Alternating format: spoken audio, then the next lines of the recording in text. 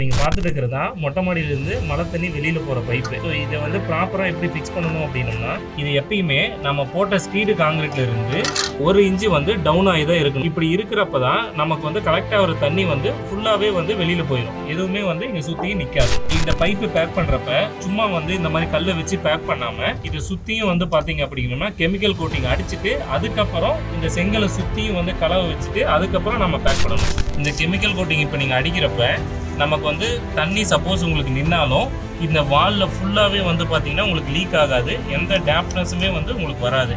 So இது ஸ்லாப்ல ஒரு அடிக்கும், நம்ம இந்த கார்னரில் வந்து ஒரு அடிக்கும் நீங்கள் ஏற்றுறப்ப உங்களுக்கு வந்து நல்ல ரிசல்ட் கிடைக்கும். இந்த மழை தண்ணினால உங்களுக்கு வந்து உள்ளேயும் வெளியிலையும் வர டேம்ப்னஸ் வந்து உங்களுக்கு சுத்தமாக இருக்காது. ஸோ இது வந்து இந்த கெமிக்கல் வந்து 2 கோட்டிங் அடிக்கணும். ஒரு கோட்டிங் அடிச்சுட்டு ஒரு 3 ஹவர்ஸ் கேப் விட்டுட்டு இன்னொரு கோட்டிங் நீங்கள் வந்து அடிக்கணும். இந்த மாதிரி கல்லை சுற்றியும் 4 பக்கமும் கலவை வச்சு நம்ம பேக் பண்ணுறப்ப உங்களுக்கு வந்து கேப் வந்து ஈவனாக வந்து பேக் ஆகும். இந்த மாதிரி எந்த தப்பும் இல்லாமல் உங்கள் வீடும் கட்டணுமா?